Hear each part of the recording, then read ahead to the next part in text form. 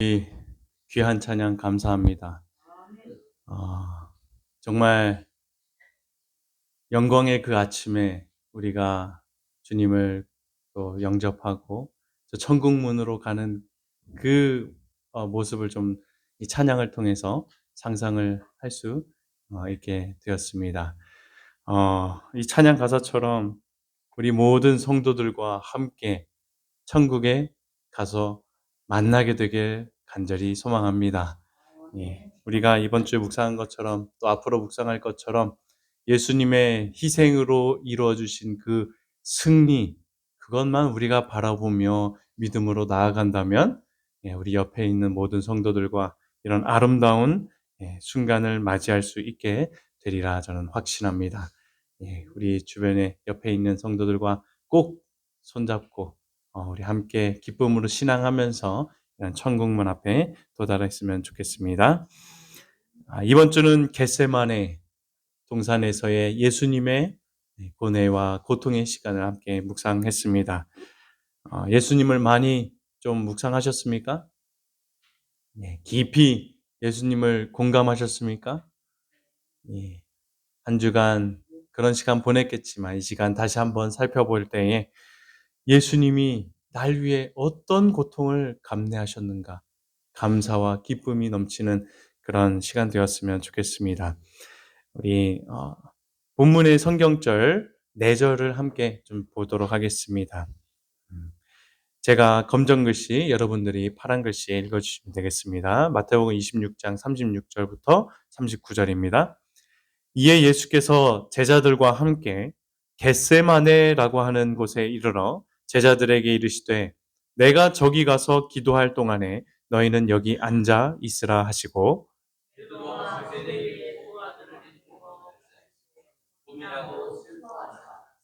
이에 말씀하시되 내 마음이 매우 고민하여 죽게 되었으니 너희는 여기 머물러 나와 함께 깨어 있으라 하시고 조금 나아가사 얼굴을 땅에 대시고 엎드려 기도하여 이르시되 내 아버지여 만일 할만하시거든 이 잔을 내게서 지나가게 하옵소서.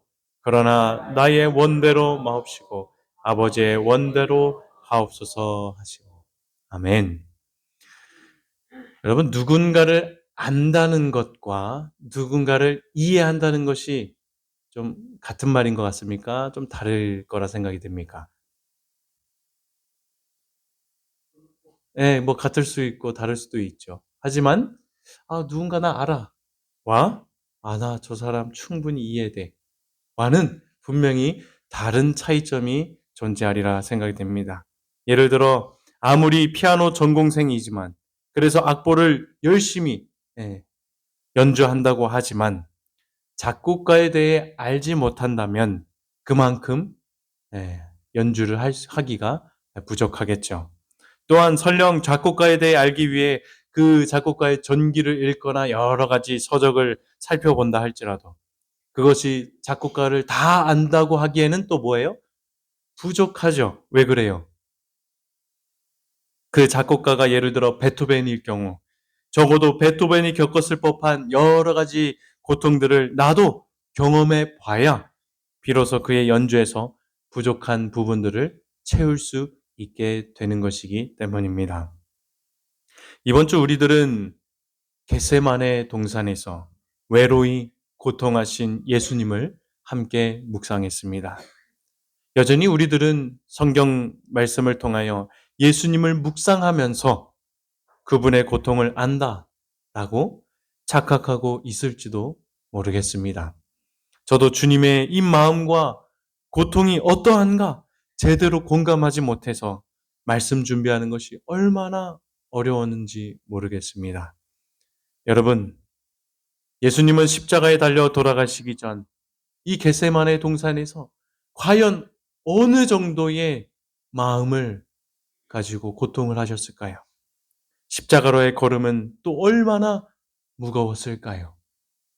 이 시간 제한된 우리의 공감과 생각이겠지만 그럼에도 불구하고 성경을 통하여 인성을 입으신 주님의 마음과 고통, 그 고통이 얼마나 크고 무거웠는지 살펴보며 나를 위해 기꺼이 그 길을 선택하신 희생의 삶 속에서 크신 하나님의 사랑을 느낌으로 주님을 조금이나마 이해하고 공감하게 되는 그러한 축복된 시간이 되길 간절히 소망합니다. 먼저 우리 예수님은 우리의 죄를 지심으로 인해서 아버지 하나님과 영원히 분리될 것 같은 고통을 느끼셨음을 우리들 이 시간 기억해야 할 것입니다. 기름틀을 뜻하는 아람어의 말의 음력인 겟세마네라고 하는 곳은 예수님이 공생의 기간 동안에 명상과 기도 그리고 휴식을 위해서 자주 갔던 동산이셨습니다. 특히 예수님은 겟세마네의 이 감람나무의 아래에서 습관처럼 기도했다라고 이렇게 전해져 오는데요. 주님이 이렇게 늘 기도하신 이유는 아버지 하나님과 보냈던 특별한 시간 때문이었습니다. 이미 우리가 예전에 다 살펴보았듯 예수님은 인성을 입고 계셨기 때문에 병자들을 치료하시기 위해 매일 아침 아버지 하나님께 기도하면서 능력을 뭐 했습니까? 구했죠. 간구했습니다. 수많은 병자들을 고치고 심지어 몰려와도 잠잘 시간이 부족해도 그들을 다 치료하고 밤 늦게야 잠이 드는 날에도 예수님은 뭐 하셨어요? 어김없이 그 다음날 일찍 일어나 아버지께 나아가 기도하며 또 오늘 나눠줄 그 능력을 하나님께 받아 준비를 하셨죠. 또한 주님은 여느 인간처럼 피곤과 스트레스를 느끼셨습니다. 하지만 그럴 때마다 이 한적한 동산에 올라 아버지와 자주 교통하며 소통하면서 사역 중에 받았던 슬픔들을 다 벗으시고 아버지가 주시는 용기와 힘을 인해서 위안과 기쁨을 받았던 것도 바로 이러한 겟세마네 동산에서의 기도의 특별한 시간들을 보냈던 이유입니다. 인간의 몸을 가지신 예수님은 이렇듯 언제나 아버지께로부터 능력과 위로를 받으셨습니다. 예수님이셨지만 말입니다. 아버지와 교통하던 기도 시간이 주님께는 얼마나 특별한 시간이었는지 우리들은 기억해야 할 것입니다. 이번 본문에서도 마찬가지였죠. 십자가의 운명이 정말 가까이 왔음에 따라 주님은 크나큰 책임과 슬픔을 느끼셨는데 여느 때처럼 아버지의 능력과 위로를 받기 소망하며 아마 나아가셨을 것입니다. 하지만 그 걸음, 이전의 경우처럼 결코 가볍지가 않았죠. 시대의 소망을 보니 그때의 예수님의 심정을 이렇게 묘사합니다. 예수께서는 때때로 기도와 명상을 하기 위해 이곳에 오셨으나 당신의 마지막 고뇌의 이 밤처럼 이렇게 슬픔에 가득 찬 마음으로 오신 때는 일찍이 없었다. 내일이면 예수님이 어떻게 돼요? 정말 십자가에 달려 우리를 위해 죄를 대신하여 돌아가실 그 운명의 날을 앞둔 그 전날 밤에 그동안 기쁨으로 찾아왔던 겟세마네 동산의 걸음이 그날 저녁만큼은 이렇게 슬픔에 가득 찬 마음으로 예수님은 동산에 오르게 되었다 이야기하고 있는 것입니다. 본문 성경절을 봐도 어떻게 기록되어 있습니까? 베드로와 세베대의 두 아들을 데리고 가셨죠. 가까이. 고민하고 슬퍼하사 이에 말씀하시되 내 마음이 뭐하대요?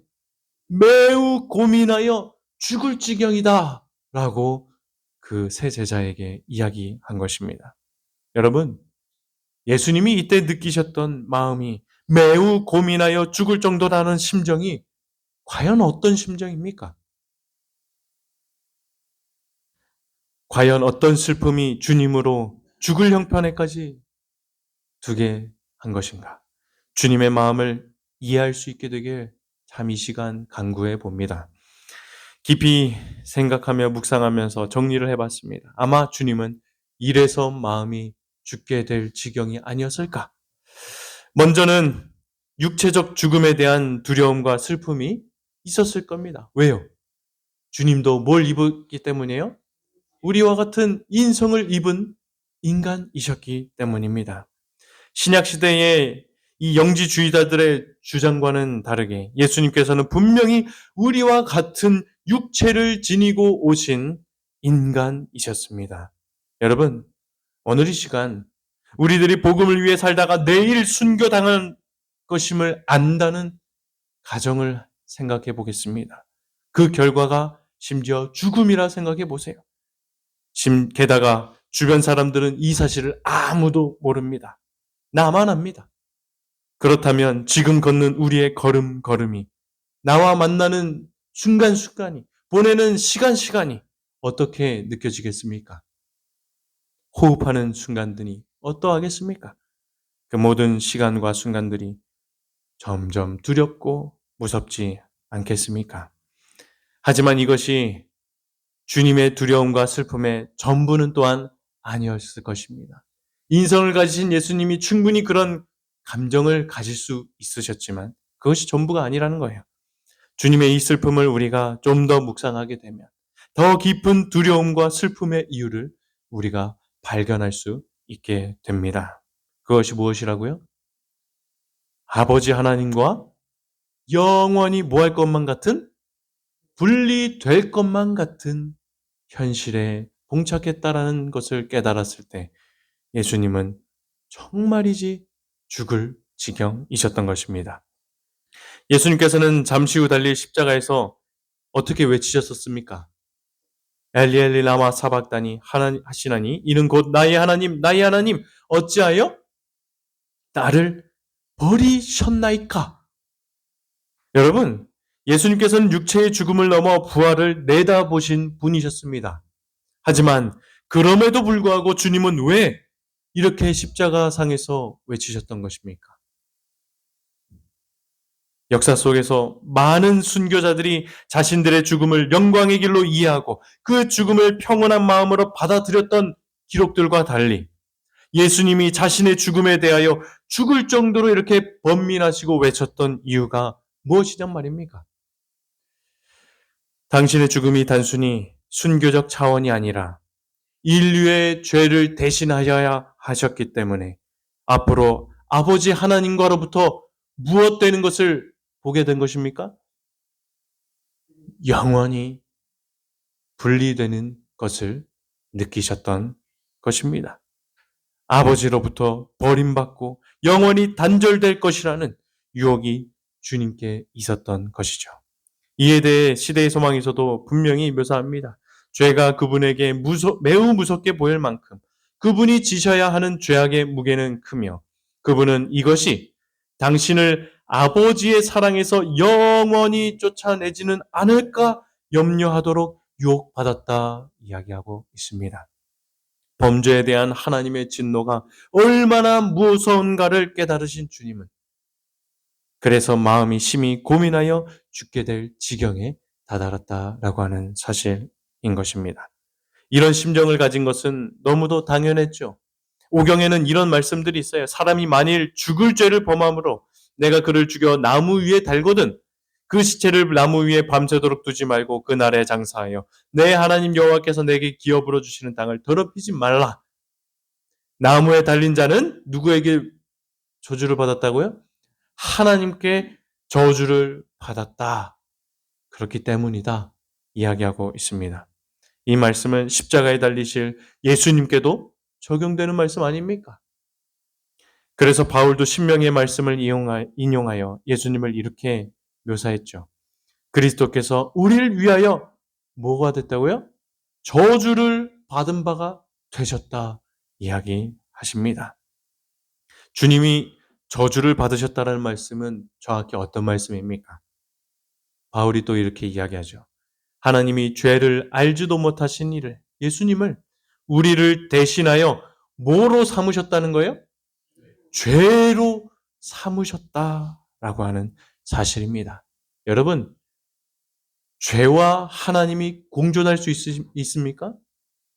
죄와 하나님의 속성이 같이 있을 수 있습니까?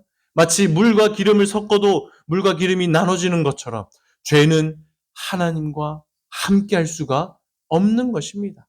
그러니 십자가에 달릴 예수님은 그 저주는 그 죄를 삼으신 것은 어떠한 것이겠습니까?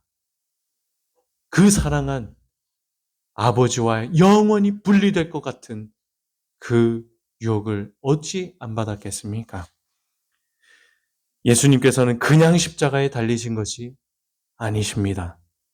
주님 자신이 직접 죄가 되신 것이에요. 그것은 자신이 하나님의 저주를 받는 자가 되기로 선택한 것이고요. 죽음을 취하셔서 선하신 아버지와 영원히 이별할 것까지도 우리를 위해 결정하셨다라고 하는 사실입니다. 사랑이신 하나님은 죄와 공존할 수 없기 때문이죠. 여기 1997년에 개봉했던 타이타닉 영화를 우리들은 너무도 잘 압니다. 타이타닉호의 침몰이라는 실제 사건을 배경으로 삼아서 연인 간의 짧고 비극적인 사랑을 그린 영화가 바로 이 타이타닉이었습니다. 특히 영화 끝부분에서 배가 침몰하여 수많은 사람들이 배에 갇히거나 바다에 뛰어든 사람들은 영하 2도의 바다에서 구조를 기다리는 장면을 보게 됩니다. 이 연인도 바다에 빠져 구조를 기다리죠. 하지만 이 장면을 볼 때 얼마나 눈물이 나던지요. 연인 간의 사랑의 절정을 느낄 수 있었기 때문이었습니다. 제한된 구명조끼와 제한된 부표 더미들, 물에 떠 수 있는 그것들 가운데 남자친구는 여자친구를 살리기 위하여 기꺼이 구명조끼를 내어주고 나무 판자 위에 있을 수 있도록 배려를 하게 되죠. 둘 중에 한 사람만 살 수 있었던 것입니다. 이 영화의 끝장면입니다. 잠시만요.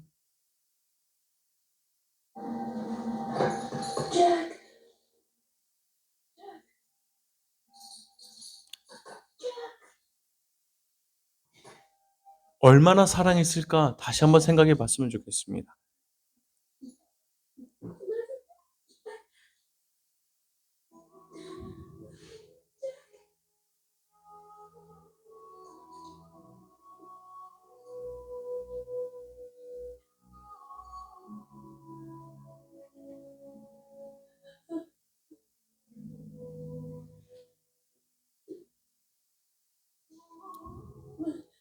자신을 희생하면서까지 사랑하는 그 모습을 이 마지막 영화의 장면에서 보게 되는 것이죠.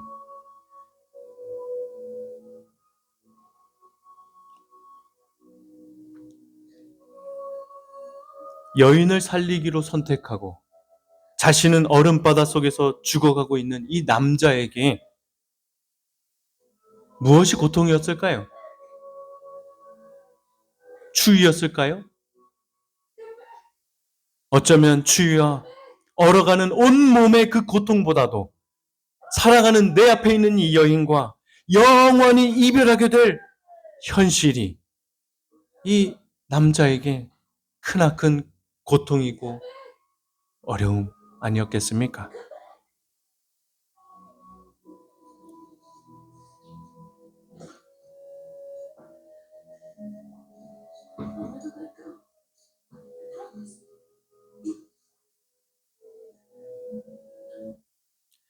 사랑하는 성도 여러분, 어떻게 주님이 겪은 고통을 우리가 묘사할 수 있겠습니까?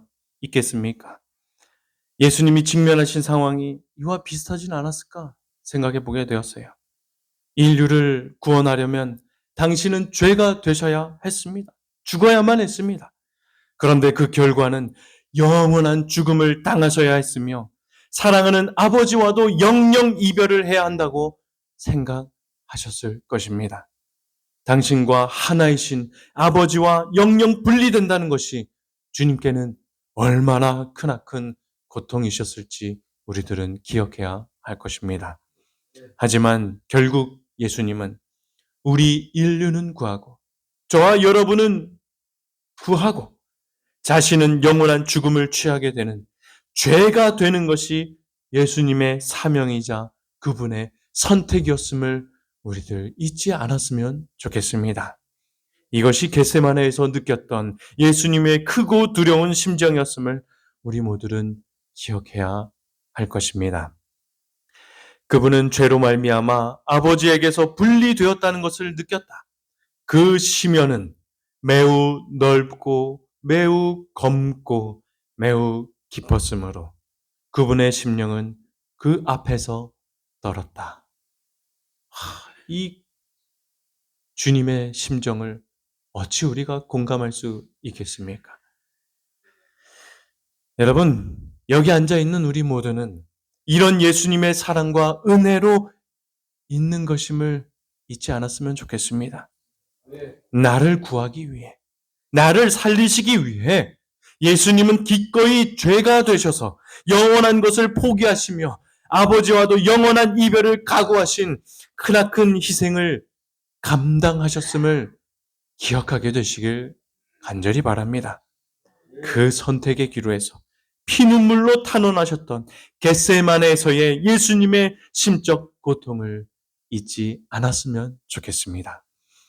둘째로 우리 모두는 겟세마네에서 우리 예수님이 사탄의 무서운 최후의 투쟁을 인해 고통하셨음을 또한 기억해야 할 것입니다. 우리 함께 읽어볼까요? 예수님의 그 마음을 담아서 읽어보겠습니다. 내 아버지여, 시작. 내 아버지여, 만일 할만하시거든 이 잔을 내게서 지나가게 하옵소서. 그러나 나의 원대로 마시옵고 아버지의 원대로 하옵소서. 여러분, 이 잔을 내게 지나가게 하옵소서. 이게 무슨 의미입니까? 어떤 감정입니까? 여기서 말하는 잔이 뭐예요?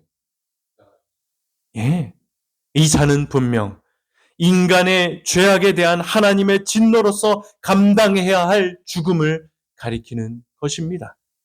이렇게 외친 예수님의 마음, 과연 어떤 마음이었습니까?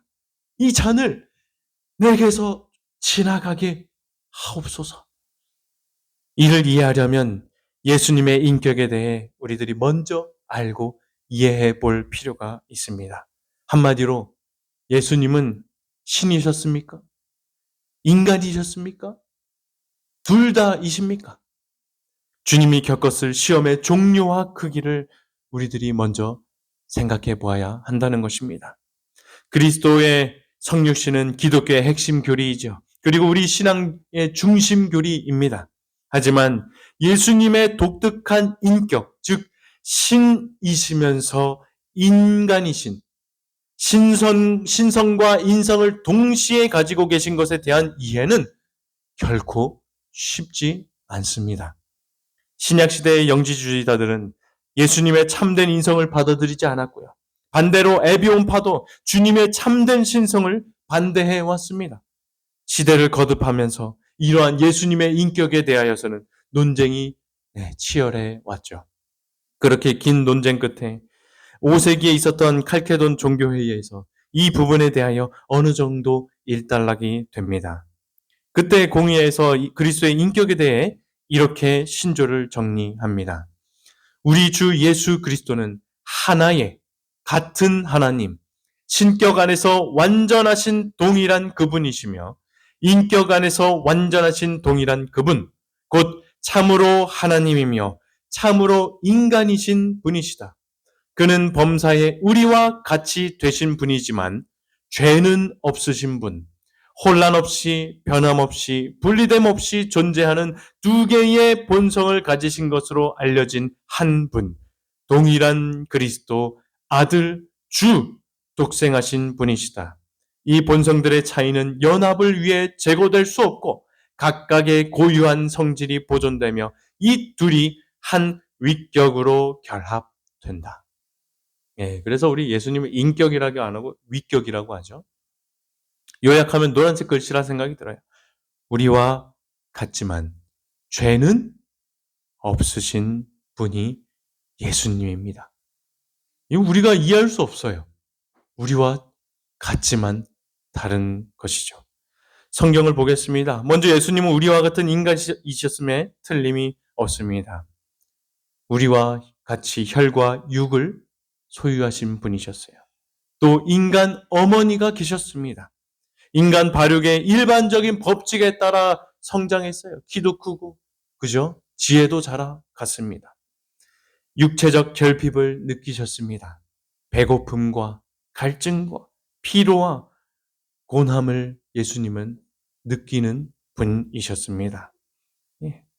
그러므로 우리가 성경을 믿는다면 그리스도가 인성을 지니고 계신 분이심을 주저할 필요가 전혀 없는 것이죠. 예언의 신에도 보면 예수님은 참으로 우리와 하나셨음을 기록하고 있습니다. 특별히 여기서 주목할 점은 타락 전 아담과 같은 인간이 아닌 타락한 존재로서의 인간의 본성을 예수님이 지니셨다라고 하는 사실입니다. 그분은 인간들이 둘러싸여 있는 연약성의 지배를 받았던 분입니다. 예수님은 열악한 상태에 놓여 있는 우리의 본성을 취하셨습니다. 우리 주님은 인류가 4,000년 동안 죄로 말미암아 점점 퇴세하고 연약해진 인성을 취하셨다라고 하는 사실을 우리들은 잊지 말아야 합니다. 하지만 예수님이 우리와 아주 유사한 점을 공유하신 것은 맞지만 그와 동시에 분명하게 우리와 다른 점을 지니고 계신 분이심을 또한 우리들은 이해해야 합니다. 신성을 가지신 분이시기에 우리와 다르죠. 네. 다른 출생입니다. 우린 남자와 여자 사이에서 탄한 존재들인 반면에 예수님은 성령으로 잉태하셨죠. 죄인과 다른 분입니다. 그 유년 시절 우리가 묵상했을 때도 어때요? 그 안엔 어떤 이기심도 없고요. 그죠? 거룩함이 있었고 악한 성향이 없으신 분이 예수님이셨습니다. 또 죄가 없으신 분, 죄를 모르는 분이 바로 예수님이셨습니다. 우리와 같지만 또 우리와 다른 이러한 예수님, 우리들이 이해해 볼 필요가 있는 것입니다. 예언의 신에 또 보면 우리와 다른 예수님을 이렇게 소개합니다. 그분은 인간의 본성은 취하시되 인간의 죄됨은 취하지 않으셨다 이야기합니다. 우리처럼 타락한 인성의 성정을 소유하지 않으셨다. 그분은 우리의 연약성에 있어서는 우리와 형제이시지만 우리와 꼭 같은 성정을 소유하진 않으셨다 이야기하죠. 한순간도 그분 속에는 악한 성향이 있지 않았다. 네, 예언의 신은 기록하고 있습니다. 여러분, 그래서 예수님은 한마디로 어떤 분이시라는 거예요? 예, 우리와 같지만 다른 분. 이렇듯 성경과 예언의 신에는 예수님의 인성을 취하셨지만 우리와 다른 점도 있다고 하는 사실을 분명히 나타내 보이고 있습니다. 그렇다면 예수님이 우리처럼 죄로 기우는 타고난 성정이나 성향을 지니지 않으신 분이라고 우리가 생각해 본다면 40일 금식 때나 겟세마네에서의 지금 경험하고 있는 시험을 우리는 어떻게 이해하고 공감해야 할까요? 예수님의 이러한 독특한 인성에 대하여 깊이 생각해 볼 수 있도록 하는 글이 저는 이것이라 생각이 됩니다. 먼저는 인간의 수준을 유지하시는 부분에 대하여입니다. 화이주석에 보니까 이렇게 기록이 되어 있어요. 생명의 왕께서는 신성에다 인성을 입으신 채로 그분이 책임을 진 구속의 계획을 수행한다는 것은 어려운 일이었다. 그는 하늘 궁정에서 존경을 받은 바 있는 분이셨고 절대적인 힘을 익히 알고 계셨다. 당연하죠. 그런 분이셨으니까요. 자신이 가지고 있는 능력이 있으신 분이니까요. 그 힘을 알고 계셨죠. 그런 분이 인간의 수준에 그대로 머물러 계신다는 것은 마치 타락한 본성을 가진 낮은 수준의 인간이 향상이 되어서 신의 성품에 참여하는 것만큼이나 뭐하다고요? 어려운 일이었다 이야기하고 있습니다. 쉽게 말해서요. 우리 영화 보면 그런 생각하지 않습니까? 슈퍼맨이나 뭐 능력을 가진 어떤 사람이 막 억울한 일 당하고 어떤 피해를 볼 때 막 힘을 좀 부리지 그런 생각할 때 있지 않습니까?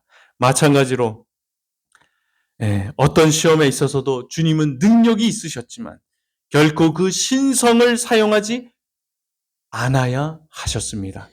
그것이 주님께 얼마나 큰 시험이었겠습니까? 그죠? 난 다 할 수 있는데. 진짜 돌을 떡으로 못 바꾸셨겠습니까? 예수님이. 또 한 가지 알아야 할 점은 우리는 죄로 오염되어 있고 그분은 그렇지 않다라고 하는 사실을 기억해야 합니다. 오늘날 많은 그리스도인들의 오해예요. 예수님은 악으로 기우는 성향이 없으시니 얼마나 시험으로부터 자유로우셨을까? 내가 하는 이 유혹이 주님은 안 드셨으니 승리할 수 있었던 것 아닌가? 이런 생각을 할 때가 있죠.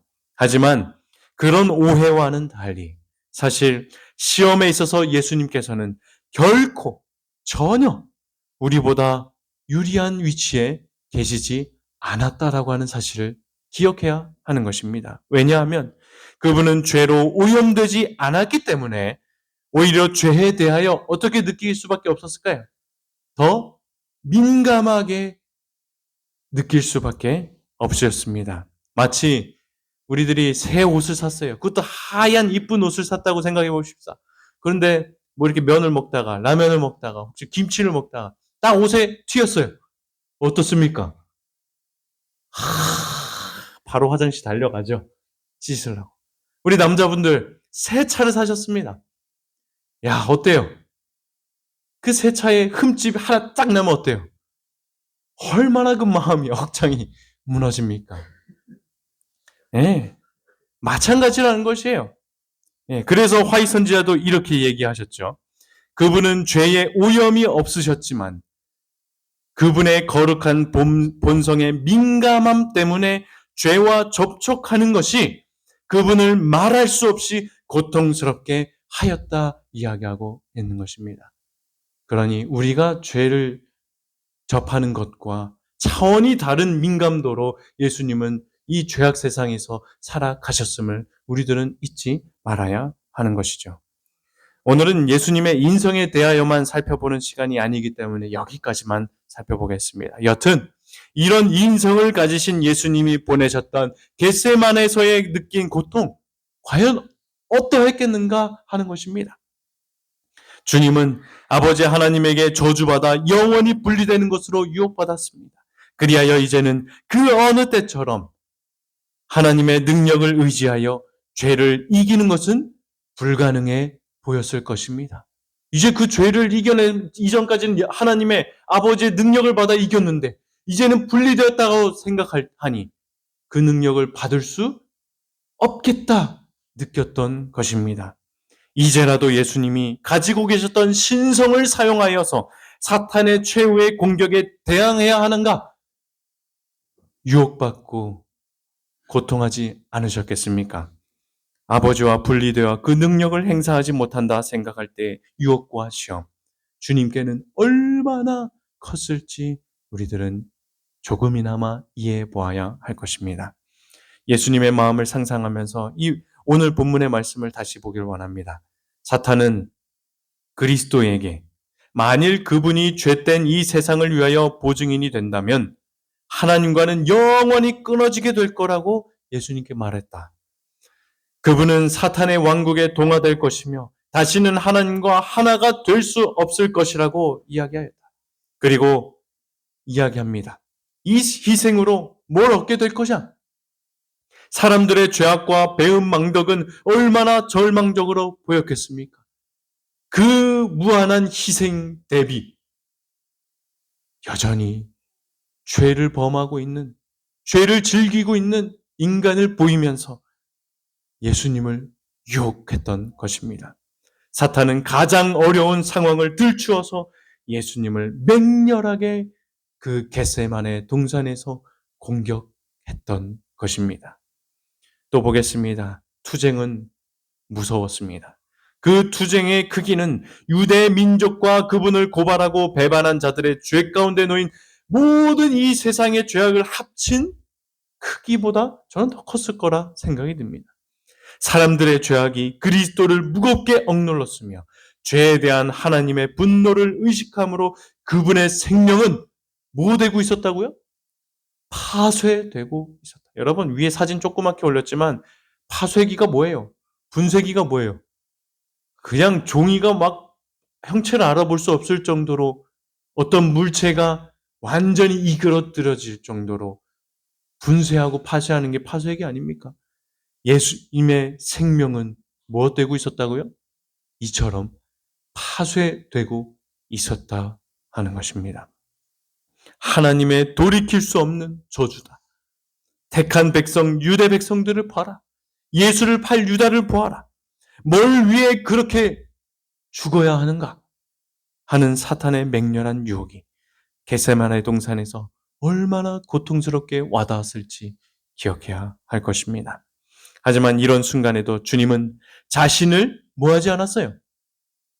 의지하지 않았어요. 자신이 부릴 수 있는 신성을 사용하지 않으셨습니다. 죄를 모르시는 분께서 죄와 그 결과에 대해 고스란히 느끼셔야만 했던 것입니다. 겟세마네에서 느꼈던 예수님의 유혹과 마음이 어떠했을지 상상이 되십니까? 인간의 영혼을 위해 지불할 값을 깊이 생각하시는 예수님을 보라. 고통 중에 마치 그분은 하나님에게서 더 멀리 떨어지지 않으시려는 것처럼 차디찬 땅바닥에 엎드리신다. 밤에 찬 이슬이 예수님의 극도로 지친 몸 위에 내려앉으나 그분은 그것을 개의치 않으신다. 그분의 창백한 입술에서는 내 아버지여, 만일 하실만 하시거든 이 잔을 내게서 지나가게 하옵소서라는 고통의 부르짖음이 새어 나온다. 그러나 아직도 그분은 그러나 나의 원대로 마옵시고 아버지의 뭐대로요? 원대로, 뜻대로 주님 보내신 아버지가 나를 보내신 뜻대로 하옵소서라고 덧붙이신다. 사랑하는 성도 여러분, 우리 모두는 인류의 구원 앞에 크나큰 투쟁을 하신 겟세마네 예수님의 고통을 절대 결코 잊어서는 안 될 것입니다. 정말 그분의 땀은 핏방울이었으며 그분의 외침은 절규의 소리였을 것입니다. 이런 고통을 이겨내시어 십자가의 승리를 이루신 예수 그리스도께 너무나 감사를 드립니다. 지금까지 우리들은 예수님께서 왜 고통을 느끼셔야 했는가 살펴보았습니다. 네, 아버지와 영원히 분리될 것 같았기 때문에, 또 무서운 이 사탄의 최후의 투쟁이 있었기 때문에 그 고통을 느끼셨다 살펴봤죠. 이 외에도 인류의 죄를 짊어질 무게와 책임, 피눈물로 기도하는 동안 제자들이 자신을 위로해주지 않고 그저 잠만 디비 잤던 것, 얼마나 힘이 들었습니까? 제자들이 당신을 다 버리고 도망갈 것을 아셨던 것 등 여러 인간적 고통들도 주님을 힘들게 했을 것입니다. 하지만 이런 고통이 있었음에도 주님은 이 고통들을 뭐 했다고요? 거절하지 않으셨다라고 하는 사실입니다. 이것이 중요한 거예요. 왜 그러셨어요? 왜 거절하지 않으셨어요? 예수님이 저와 여러분을, 이 세상을 정말로 사랑하셨고 인류를 죄로부터 구원해 주시기 간절히 원하셨기 때문인 것입니다. 전 세계의 사람들을 울린 또 하나의 영화를 소개해드리고 싶습니다. 인생은 아름다워라고 하는 영화가 있죠. 유대인 수용소에서 아들을 지키기 위한 아버지의 희생을 그린 따뜻한 영화입니다. 영화는 세계 2차 세계대전 막바지에 민족주의 사상에 의해 수많은 유대인들이 이유 없이 학살되는 그런 참상을 배경으로 합니다. 주인공인 이 귀도는 아내인 도라와 이 결혼을 해서 예쁜 아들 조슈아를 낳고 행복한 나날을 보냅니다. 하지만 조슈아의 5번째 생일날 갑자기 군인들에 의해 잡혀 수용소로 끌려가게 돼요. 아내 도라는 수용 대상이 아님에도 불구하고 남편과 아들을 따라 수용소행 기차를 타게 돼요. 이 과정 중에 아버지 귀도는 어린 아들이 겁먹지 않게 하려고 전쟁을 게임이라고, 지금 아빠와 하고 있는 어떤 게임이라고 속이고, 일과 같은 작업을 하게 되면 이거 하면 보상으로 탱크 같은 거 얻는다라고 아들을 다독였죠. 하지만 영화가 전개될수록 상황은 점점 죽어가는 사람들과 상황들이 열악해지게 됩니다.